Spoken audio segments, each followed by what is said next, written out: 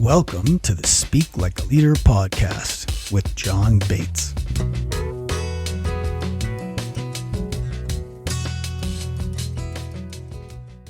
Welcome to the show.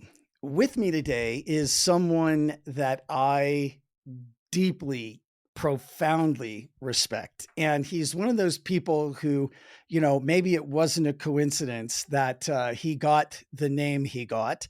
And he's someone that I am super excited to jump into things with. He's got a new book coming out. He's got a new community coming out. I'm super excited to tell you about it all. And his name, no coincidence, is Julian Treasure. And he most certainly is. Julian, thank you for joining me. So nice to be back and have a good chat with you again, John. Yeah, I'm glad you're back. Welcome back. It's awesome to have you again. And I'm really excited to go into your community and your new book, which is called Sound Effects, which is we're going to talk about the spelling of that. Um, but before we do that, I want to just hear a couple thoughts from you from, as because you have been becoming Julian Treasure since you were born, and you've had some leadership experiences and you've experienced other leaders. And I'd love to know, is there a leader that stands out for you in your experience becoming who you've become, that made a difference for you, that really stood out for you as a great leader? And is there something we could learn from that person?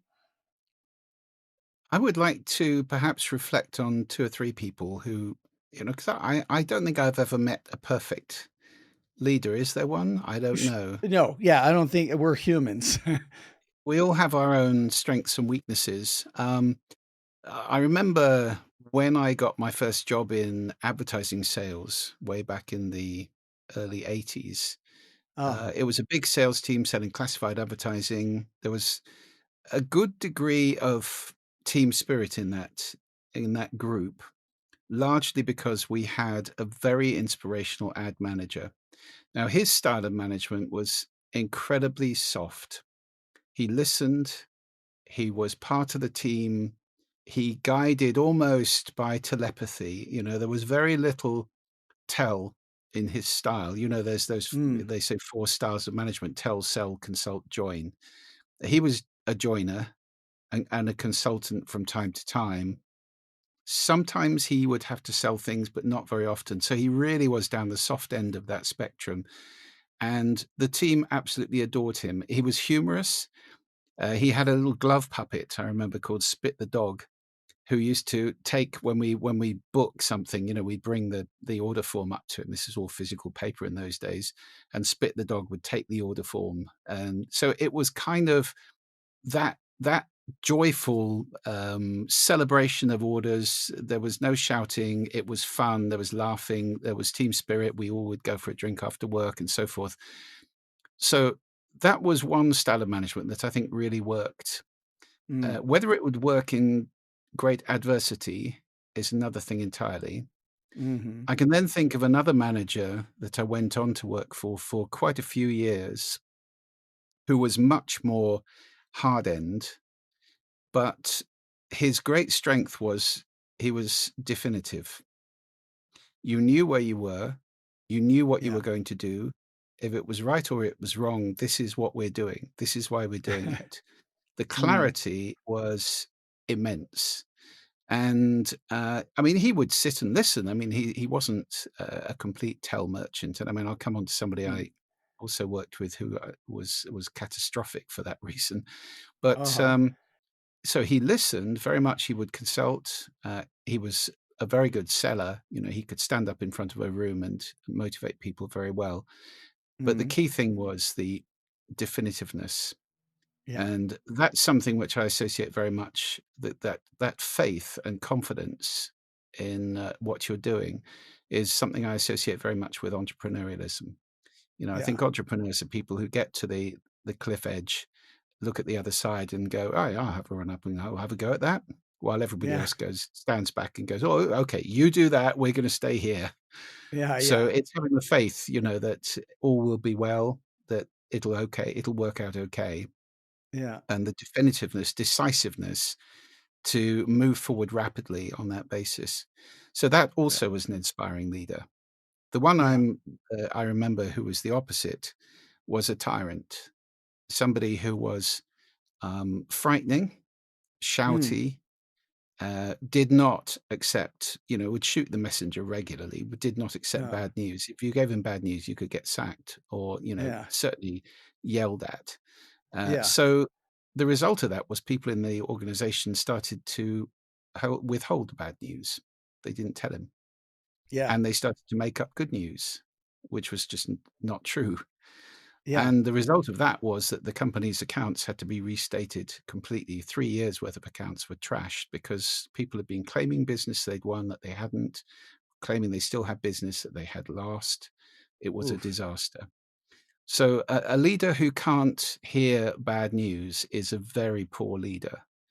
Yeah. And I think it's absolutely essential to embrace the things you don't want to hear and the Yeah. people you don't like necessarily as Yeah. well. If you're building a team, that it's a very strong angle on the word diversity. I think Yeah. it's not. I mean, though all the other diversities are very well and good, but I think the most important diversity of all in a team is diversity of perspective and opinion, Yes. Yeah. background. So we had a in my days running our publishing company, which I launched in '88 and then grew and sold in 2002. We had we would have board meetings and we'd all be quite similar people, all go-getters. "Oh, yeah, that's a great idea. Let's do it." Except for our circulation manager, who was the one Uh-huh. who would he'd say, "Hang on, you can't do that because of this," and we'd all go, "Don't be stupid." And Yeah. about 5 minutes later, you know what? He's right. We can't do that. Yeah. So had he not been there, we would have been launched it off into some very expensive mistakes. Yeah. So you need to have those kind of hang on people in the Yeah. team who see things in a different way, and you need to be listened to them, even though you don't like them necessarily or Yeah. you don't like what they're saying. It's all important information. Otherwise, if you surround yourself with clones, you end up as Putin, don't you? Yeah. With Well, ridiculous, uh, absolutely. completely distorted view of the world, bad decisions, insanity, really. Yeah. So, Well, yeah, I hope that you know, answers your question. it's funny that you would bring that particular thing up because there are a lot of things you could have brought up. On my way from my workout this morning, I was actually thinking about how could I approach this from my world of expertise because I just saw some footage from the entire Trump team. And I don't get political on this podcast. It is not the point. It's fine with me, whatever people's politics are. But I do look at leadership and what I think is successful leadership, what I think is successful communication, what I think is unsuccessful. And, it was North Korea style praise the leader kind of thing. And it made me start to think that perhaps some of the worst decisions that Trump has been making are happening because he's surrounded by people who are unable or unwilling or afraid to tell him the truth because of what happens to people who disagree with him. And I think that that seems to be something that Elon Musk has fallen prey to as well. And it's one of those things that I have a lot of sympathy for because I am an entrepreneur and I've had to go do stuff that everybody around me thought was not possible and then go do it anyway, right? But success comes from a diversity of opinions and having a bunch of sycophants on your team, being the kind of leader that makes it so people are afraid to tell you the truth. And that can come from dark triad, bad, nasty leadership, but that can also come from really charismatic leadership. I've worked with leaders who were very positive, good, kind, charismatic leaders, but nobody wanted to tell them what was wrong because they didn't want to make them unhappy because they just want them to be happy. So I think that that's a really great thing for people to just make a mental note of on their leadership journey is, am I willing to entertain a diversity of viewpoints? Am I encouraging my team to be honest with me? And then the hard job of a leader is to say, okay, well, is this person just, being negative and we can actually do it? Or is this circulation director actually, when we really reflect on it, totally right? We can't do that. That would be a bad idea, you know? It comes back to listening, doesn't it, John? Which is where the overlap is Bingo. between your world and my world. I remember Yes. I interviewed Hiram Smith for my previous book, How to Be Heard. He was the CEO of the Covey organization, the Franklin Covey Yeah. organization. And he told me that he believed listening was the number one important skill of a leader, and Yeah. recounted a story where there was a guy on their binding line, just a grunt on the binding line, Yeah. very junior guy running a machine, who had an idea. And fortunately, he had a listening manager who listened to his idea instead of going, "Oh, just get back to work, don't get above your station." It Yeah. saved them Yeah. millions of dollars, because Right. somebody listened.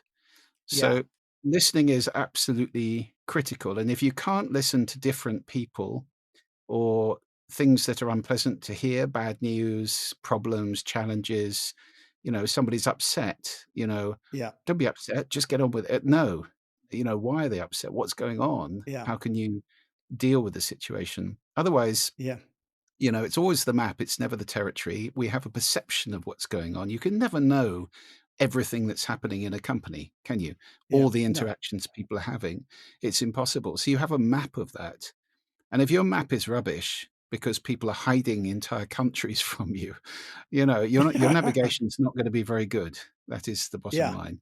It's just like Yeah. nature. We can take it from nature. Monoculture in nature is Yeah. dangerous. Very. Palm palm plantations wiping out jungles? No, no, it's No. not Yeah. good. No. Monoculture is very bad, it's dangerous, and it's unstable, because one disease can wipe out everything. Of Yeah. course, nature thrives with diversity because it's more robust, and it allows for evolution to happen and for things to move forward. So Yeah. it all applies very much to management, I think. Yeah. And I like my main focus, I guess, is leadership communication. And I do believe that, and I always say it's kind of counterintuitive, right? The most important skill as a speaker is listening. Totally. And I also point out that as a leader, as a speaker, I remember actually the day that it really landed on me that, okay, I will admit, I used to think on some level, I was not a total prima donna, but I thought I was the big deal, right? Because they're flying me in, they're paying me, everyone's in the room listening to me, right? So I kind of thought I was the big deal. And then one day it really landed for me that I make no difference without the generosity of their listening. Mm. I could stand in a room with a bunch of people who don't listen to anything I say and say exactly the really wonderful, brilliant things I say, and it makes no difference. It's in the context of the generosity of their listening. And that's where I think we should jump over fully into your world. I think it's a great transition because did you tell us the story about you may have said a little bit about this last time, but I wanna hear it again. How like, how did you become the Julian treasure we know today? Like, what was that what were some of those moments when you just went, "Ah, ding, ding, ding, it's about listening," and that whole world of listening that you talk about? Well, I suppose it's always been about listening to me from a very young age. Mhm. I grew up in the era when there were vinyl records. That was what you had. Yeah, And, me too. I was, Yeah.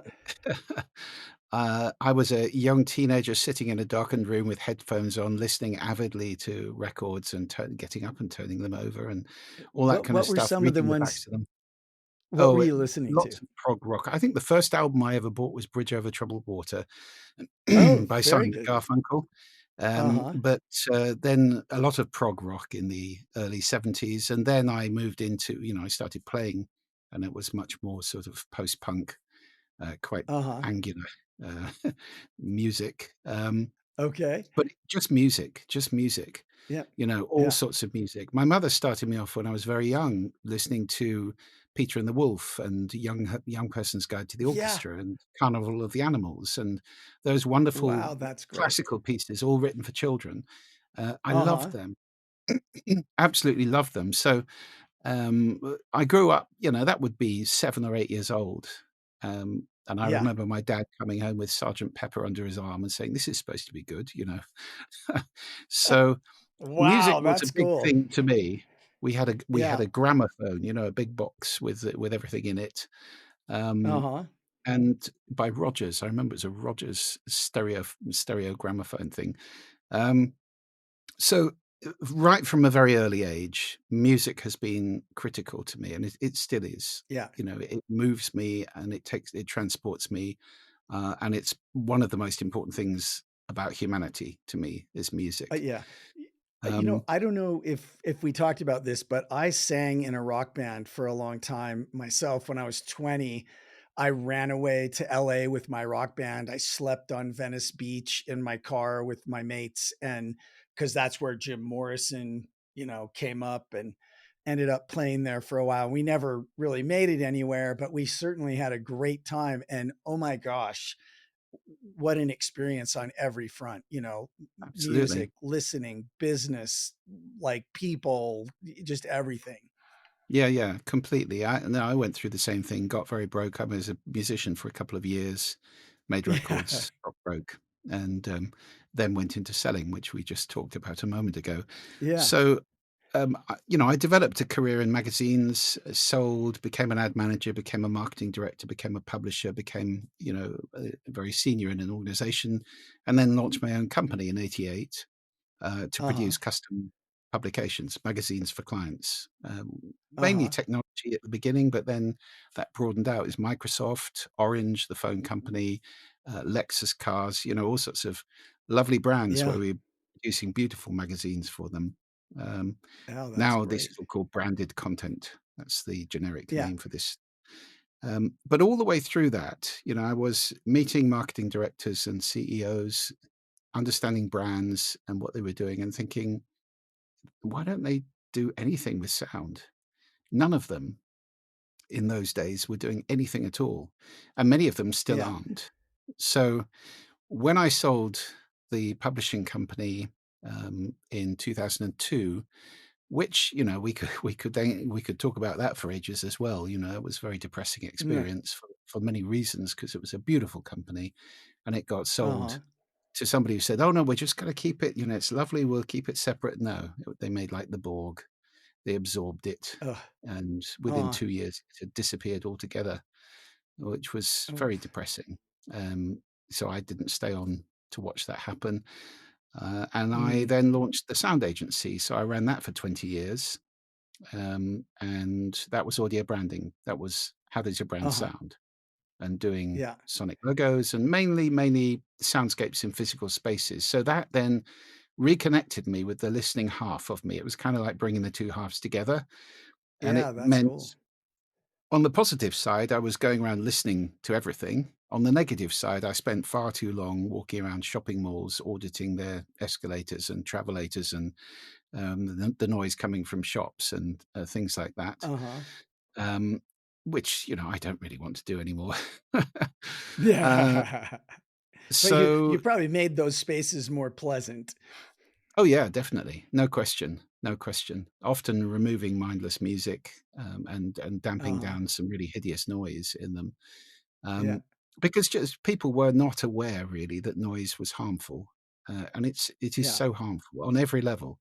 Harmful Yeah. to our health and well-being.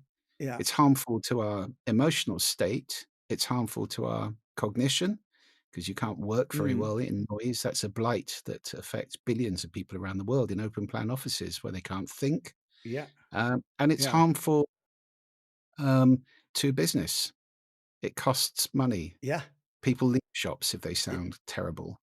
People, yeah. don't work very well in offices if they're noisy and, oppressive and stressful. They can be a third as productive in a noisy office. Well, that's trillions of dollars a year disappearing because of Yeah. noise.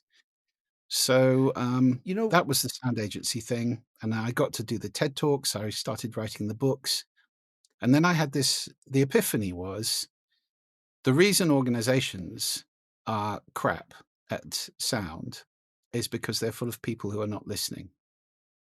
That's it. Yeah. And so then I started to turn my attention to, hang on, this is actually all about listening. And it's about individual Yeah. listening, compounded up.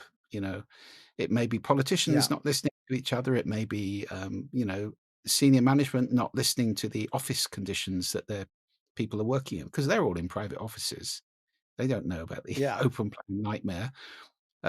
It may be people, inflicting telephone systems which go press 1 for this, press 2 for that, press 47, and you still haven't got an option, which is the Uh, one you want, all of yeah. that kind of stuff, which is terrible sound, and it's losing money hand over fist. So we need to start Yeah. Well, listening. I mean, that's a great way to get attention for it anyway, to Definitely. just point out the cost of this.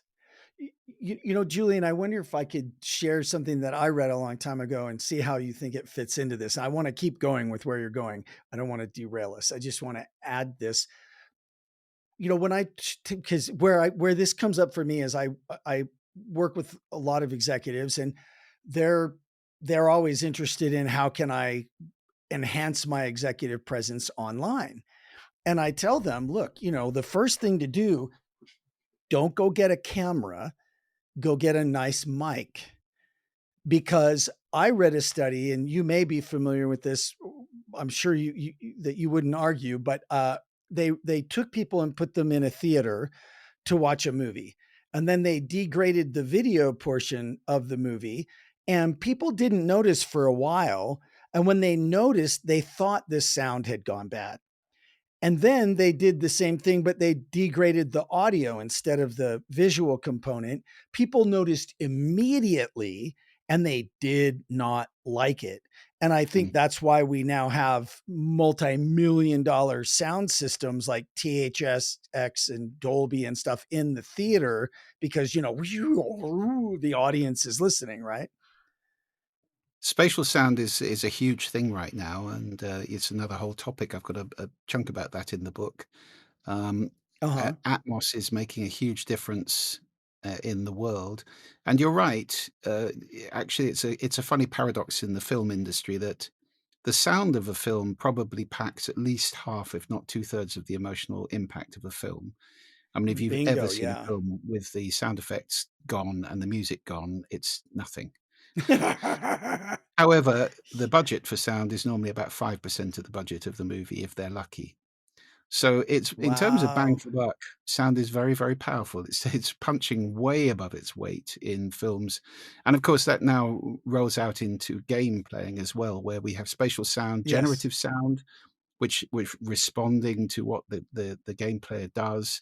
And there's just a huge industry now of people who are creating the sound for all of these things, and we take it for granted now that Yeah. we watch a TV show and we expect it to have magnificent 5.1 or Dolby Atmos surround sound, and to knock us sideways with the sound. And if it doesn't, we're thinking, "What's going on? This is very old fashioned." So Yeah. standards do change, but yes, sound is immensely powerful in every way. That's all good, that's all sound that's well designed by Yeah. people who know what they're doing, it's intentional, and it's thoughtful. The problem is that the Yeah. vast majority of sound made by business is just it's the exhaust gas of what's going on. It's not intentional, it's a Yeah. mess, it's just noise, and it doesn't help anybody. In fact, Yeah. it's hindering so much. Well, let's talk about some examples of that because, like you're saying that our world has forgotten how to listen, right? So you take us on this journey into the heart of sound in your book. And we said we'd talk about the spelling. It's sound effects with an A. not sound effects with an E. It is. Let me just, I've just had a light die, so I'll try another one. Oh, there you go. Um, Sound affects, yes, it's because sound does affect us. So that's what the book is Yeah. all about. It's about the relationship between sound and humanity. So it's about taking responsibility for the sound that we consume and the sound we make, and starting to glory in the wonders and the diversity of sound itself. So there are chapters in Mm, the book about the sound of living things on our planet, which is called biophony. The sound of planet yeah, Earth itself, geophony. There's a huge amount of sound that's made by the planet, even if we weren't here and there were no other living things. The yeah. sound of humanity, which is anthropophony, most of which, unfortunately, is not very nice. And Yeah, finally, surprisingly, possibly, the sound of space. There's a huge amount yeah. of sound in space. We can't hear it. The So it cause is true to say in space, no one can hear you scream because you can't hear. But space, yeah. most people think space is a vacuum. It's not a vacuum. It's a very, very diffuse plasma. And it's the same plasma that was there in the first 300,000 years of the universe, superheated, dense plasma. It's now Mm, expanded enormously. So it's very diffuse. But if you're a sound mm, wave with a wavelength of light years, there's plenty of stuff in the universe that will allow you to pass through it. So there is plenty of yeah. sound there. It's just incredibly low frequency.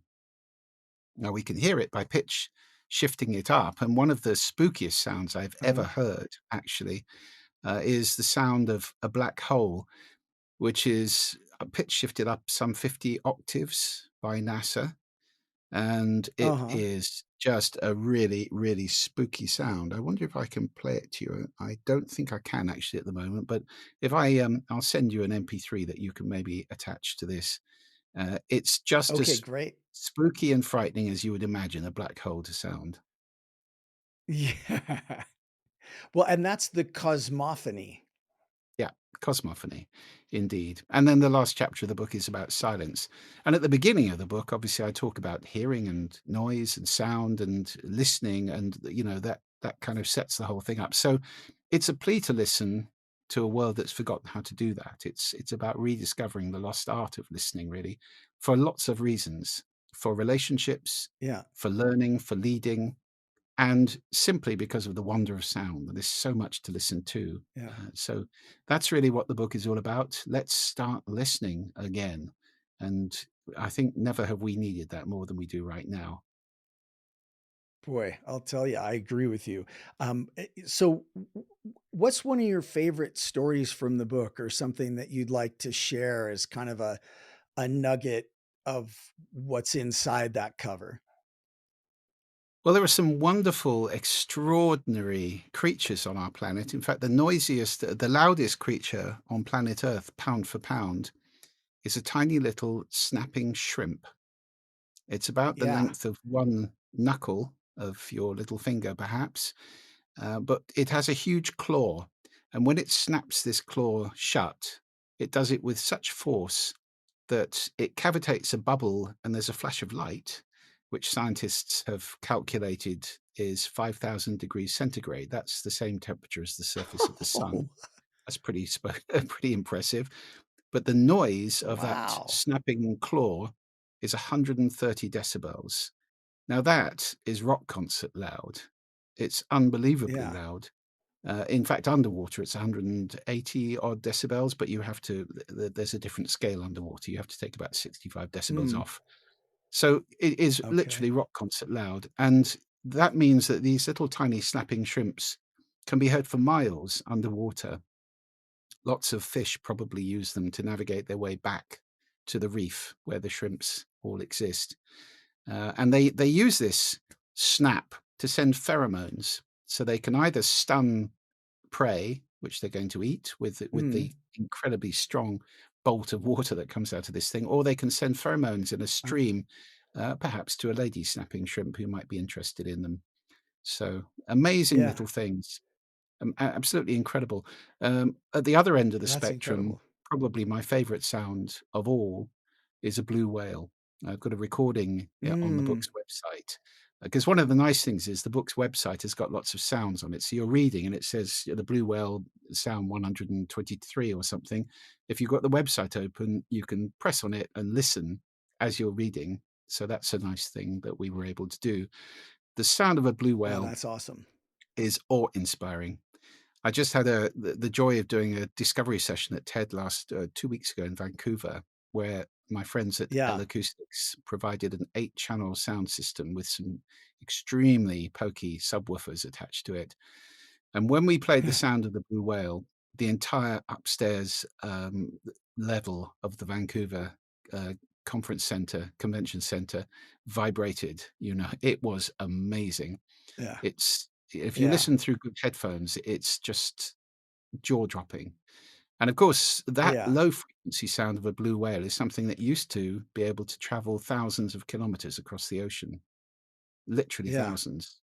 Not anymore because of ship movements. There's 60,000 ships at Yeah. any one time cavitating in, at very low frequencies. They're creating all this Mm. noise, rumbling noise in the seas. We're deafening the whales. So they're down to Yeah. about a tenth of their previous range, which is pretty serious for them because they're very solitary Yeah. animals. And this was how they used to find each other, mate, communicate.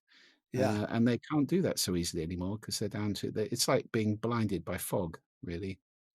Yeah. So a lot of amazing nature Oof. sound, a lot of incredible stuff about the universe, about black holes, right down to snapping shrimps.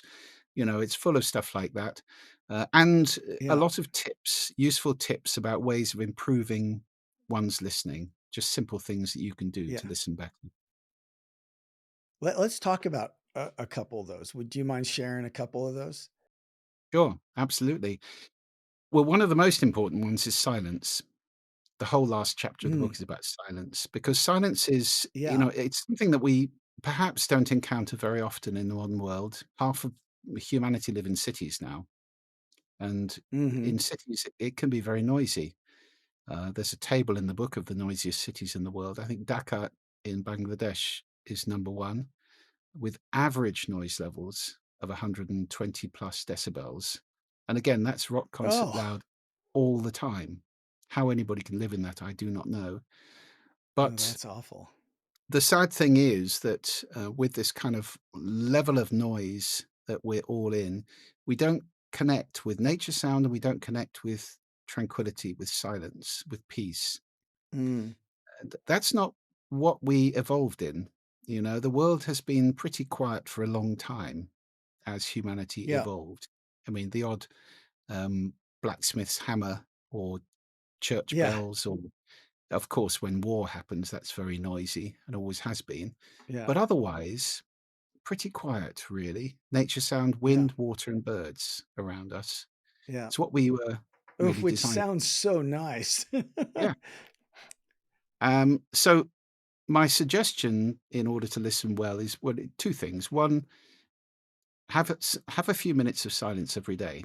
Ideally, 2 or 3 times a Mm. day. Just recalibrate your ears. Sit quietly for 2 or 3 minutes. That's all, and your ears Mhm. recalibrate, reset, and you can listen afresh. It's what Yeah. recording engineers have to do because they just otherwise they go deaf to all the faders end up pushed up to the top, and everything is just Yeah. cacophony. So Yeah. silence very important. Re-engage, rediscover, rebuild your relationship with silence. And the second thing I would suggest is re-engaging with nature sound. And if you can't get it where you are, Mm. maybe you're in the middle of Manhattan or whatever it is, there isn't nature sound there. Mhm. You can use recorded nature sound. Big Yeah. companies can use, there's a company called moodsonic.com that I helped to start a few years ago. It's doing really well around the world. I'm not engaged with it at all anymore, but and I wish it ever such a lot of success. It's generative biophilic soundscapes for big companies to make offices much more productive and healthy. For you and me, Wow. if we can't afford that kind of an approach, it's a lovely site that I always recommend. And again, I'm not on commission, called mynoise.net. And that's Stefan Pizion's lovely site where you can create your own soundscapes and also automate them. So being Wow. intentional about the sound we consume, I talk there's an exercise I talk about in the book. I'll just give you this one more, which is Yeah, called please. savoring. Savoring Mm, sound. The simple way to do that is close your eyes. So whatever room you're in, close your eyes and listen and ask yourself 3 questions. Is this healthy? Is this productive? And is it making me happy? And if it's not, then change it. And you can actually mm, start in that way to design the sound around you, the soundscapes of the spaces you inhabit and work in and play in and learn in and whatever it yeah, is, to make sure that they are healthy, productive, and making you happy, as opposed to just the sound of the room, which is what we tend to put up right. with most of the time. And that's Yeah, kind of accidental. So it's pretty remarkable if yeah. it's optimal. It won't be. It reminds me of because I was the lead singer for my rock band, and I remember almost entire concerts where I do not remember what the audience looked like because I would so often close my eyes. Mm. And I wonder, so that I mean, like I just realized very quickly that I like to close my eyes so I felt I mean I would say close my eyes so I can hear better, Yeah, right? yeah, Um definitely. and I wonder if everybody does that. I think it's a really great suggestion to just close your eyes and listen. And then and that's those are great questions to ask about your space, right? Like is this actually a good sound? Is it like, could we make it better? Because I just don't think we get taught to think that way much. No, we're very ocular. The whole culture is very ocular, Yeah. and I Yeah. go into some of the reasons for that in the book, and they are very varied. Clearly, it's a very masculine thing. Ocular is, Mm, more directed. You're in charge of where your eyes are looking. It's an outgoing mm, sense. You can close your eyes. You have eyelids. There's a lot more control there, perhaps, than mhm. hearing, Yeah. which is a passive Yeah. sense. The sound comes inside your head, touches your eardrums. You don't have any say over that. It's a Yeah. receptive, much darker. So it's kind of yin and yang to a degree. Yeah. And I think our whole culture has become very much more sort of uh, that thrusting, outgoing, competitive, consumerist, all Boy, that oh kind of boy, stuff. has it like not Yeah. yes. Whereas, I mean, if you look in the East, actually, there are cultures in the East which are far more about listening. So things like the Japanese tea ceremony, and Mm, I write in the book, Japanese sword masters, they listen to the sound of the blade through the air because they can hear if there are harmonics of it going through the air. It's slightly off angle, and they can hear when it's a clean strike, and they practice that. So wow. they're listening all the time, Yeah. just in the same way as when you have a Japanese tea ceremony, nobody says anything, and you're listening to the sounds of the pot being put down, the tea pouring, and so forth. Things which you Yeah. don't normally hear because there's background noise going on.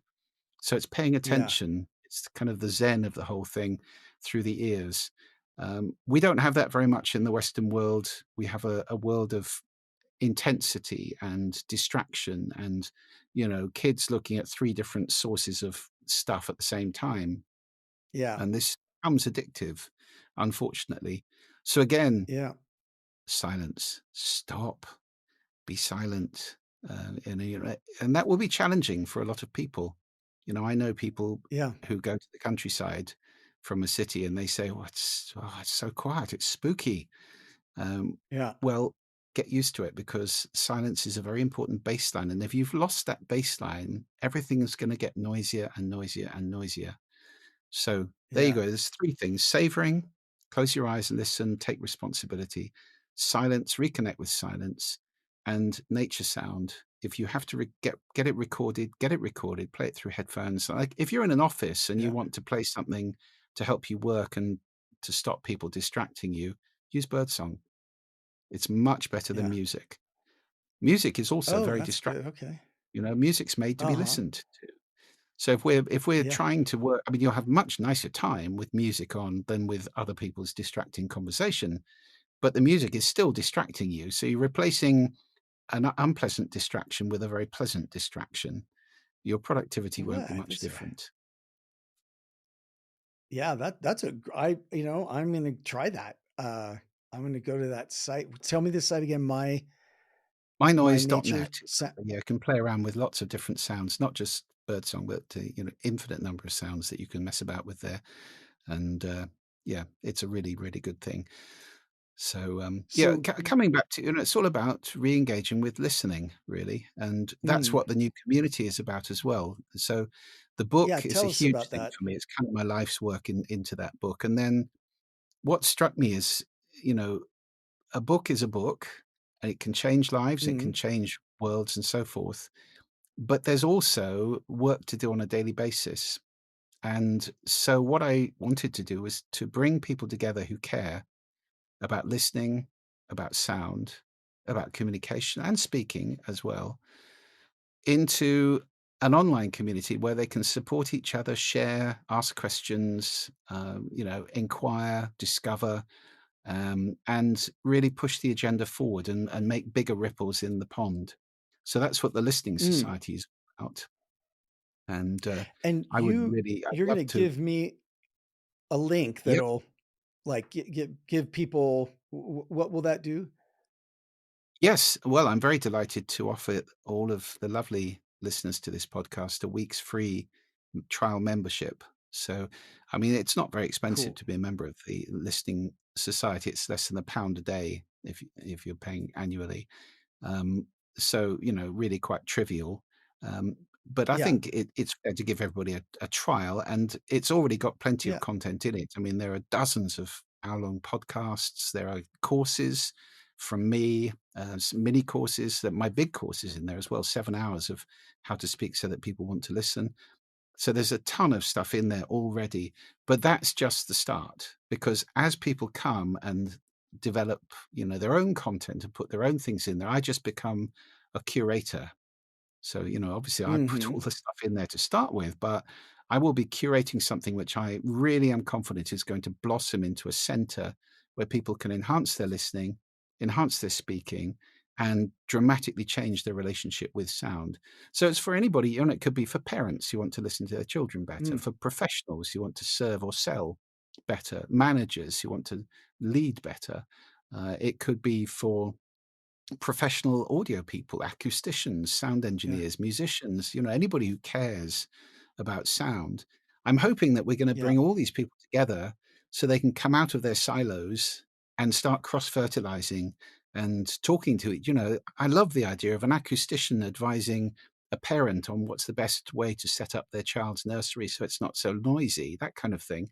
yeah. Ah, that's what I want to see happening. That's a great idea. Yeah, I'm excited about that. And thank you for that offer, and we will definitely make sure that link and is in the show notes and everything. You're making me even more excited. I this, in just a few days, I am gonna go for a 10-day river rafting excursion through the Grand Canyon, Oh, which is something magical. I've wanted to do my entire life. And, you're making me think that maybe I've got one of those Zoom Oh, yeah. recorders Oh, with the yeah. 2 little mics and stuff. I think I'm Yep. gonna take that with me and just when I get into some of those great naturescapes where there's some birds and some water and there's, like, not cars honking and everything, and just record some of that. And Would you I do will me a favor? also just Would you do me a favor? yes. Would Yeah. would you bring some of those recordings back and put them in the community afterwards? Sh We would love Yes, to okay. have that kind of sound, 10 minutes or half an hour of beautiful nature sound from the River Colorado deep in the Grand Canyon. Fantastic. Yeah, I mean, I'm getting goosebumps. That's pretty exciting.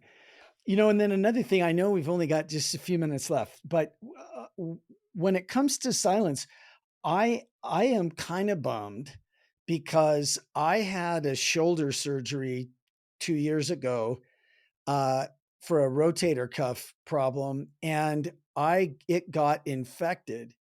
And then Oh, I was on these super gnarly antibiotics yeah. intravenously for quite a while, and they Mm. seem to have like, that's the only thing I can think of because I didn't have tinnitus before, Mm, and now I've just got this, I haven't gone and figured out what actual note it is, but, I've just got this ongoing tinnitus now, and mm. it turns out that the family of antibiotics that I was just massively on have, a side effect of causing tinnitus. Well, I'm so sorry. I have tinnitus as It well, sucks. 8 Yeah. kilohertz in both ears constantly, and the only Uh-huh. thing there is no known cure at the moment, Yeah. and Yeah. my suggestion is that you simply embrace it. So, Yeah. don't pay attention to it. I mean, if you don't fight it No. so much, then it's possible to Agreed. ignore it and get into the habit of Yeah. ignoring it. Just in the same way as if you're in an office Mhm. and the air conditioning's on, you don't hear that all day until it goes off, Yeah. and everybody goes, "Oh, Yeah. that's better." Yeah. So, with Yeah. tinnitus, it's there all the time, and if you're focusing your attention on other things, that it is possible to get into a strong habit of ignoring it and even not Yeah. perceiving it. But, there's no way of getting rid of it, unfortunately. And, Yeah. like you, a Yeah. rock musician, I was a drummer for years. I've lost all my hearing above Oh, 12 boy. kilohertz, which, that's a big chunk. That's 8 kilohertz gone, Yeah. from 12 to Yeah. 20. Now, okay, it's very, very high, but the effect is that when I'm listening to music, I always want to turn the treble up a little bit. So, our hearing is precious, Yeah. and strong Yeah. advice, particularly for young people using headphones, is be careful. Yeah. Because if you Yeah. are putting 100 decibels deep into your ear canals for hours a day, you're flattening those little hair cells and they don't grow back. Once they're Yeah. flattened, they're gone. Yeah. And, you may Yeah. not notice it now, but you certainly will when you're 40, 50, 60 years old. It'll have a Yeah. devastating effect. So really take care of your hearing. And we need to teach Yeah. children that. And of course, we need to teach children listening. Why don't we teach children listening? We teach them reading and writing, Yeah. not speaking and listening. Yeah. That's mad. Yeah. Absolutely mad. If we It's taught children crazy. to It listen is in the crazy. first place, how much more of their education would they hear? Yeah. Yeah, really, really good point. Really good point. Another quick thing, I've seen them around a lot, but I finally just got a pair of those bone conducting headphones.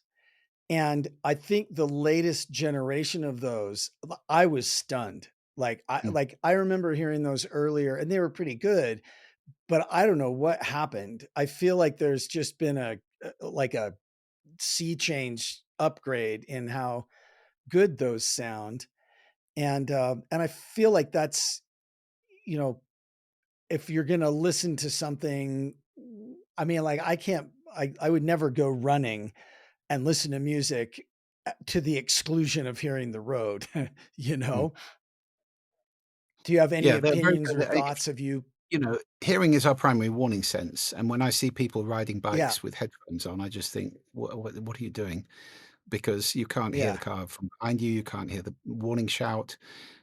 So yeah, they're very yeah. good from that point of view. I don't think they're quite yet, ready for music because the bass response is still very N patchy. Yeah, no, the Um, audiophile However, not. Yeah. yeah, I've got look, I have a pair right here, No, there you go. which I use from time to Yeah, time, and they're very useful if you want to be more connected to the world around you. They're great for voice calls, they're yeah, perfect. yeah, yeah, Music, okay, you can imagine the rest. It's what we've done for years on the telephone, yeah. where we're having to imagine the top and bottom of people's voices because we're only hearing a tiny chunk in the Mhm. middle. And that's Yeah, psychoacoustics. That's what we do. But I have yeah, no doubt they are going to get better and better.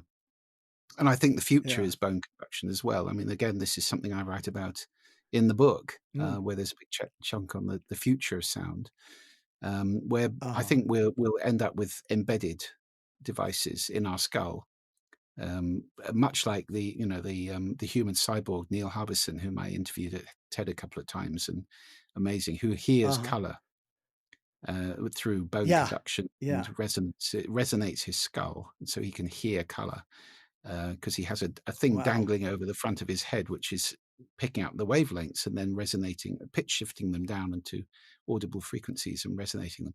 So Mhm. I think we'll end up with something in our skull which is resonating, where we can hear what's going on. It can hear us. It'll be an AI communication to, I might have Fred, my intelligent agent, and it'll just be a Uh-huh. conversation.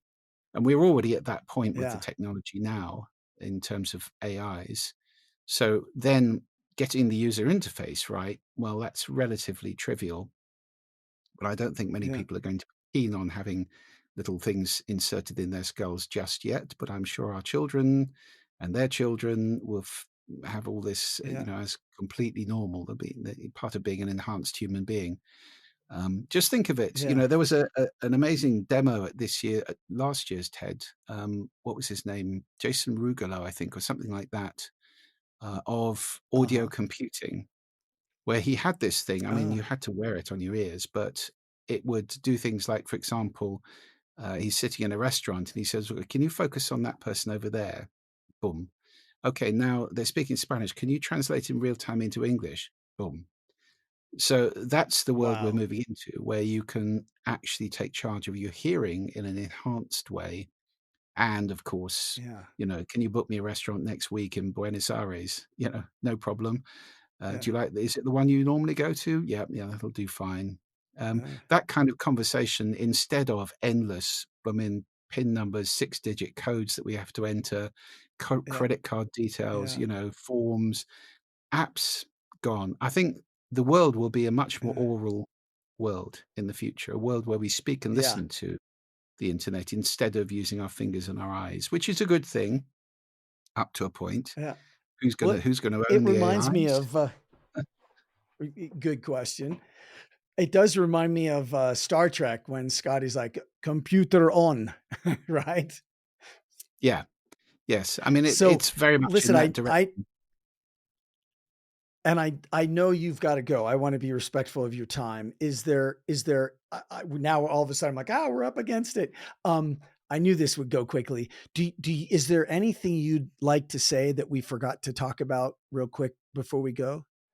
Gosh, no, I think we've covered a great deal of ground. I would just love to see all you guys, and you and your whole crew in the community, and taking part, and doing what I just asked you to do. Putting beautiful sound in there, Yeah. and sharing Yeah. with other people and so forth. I mean, that's what it's all about.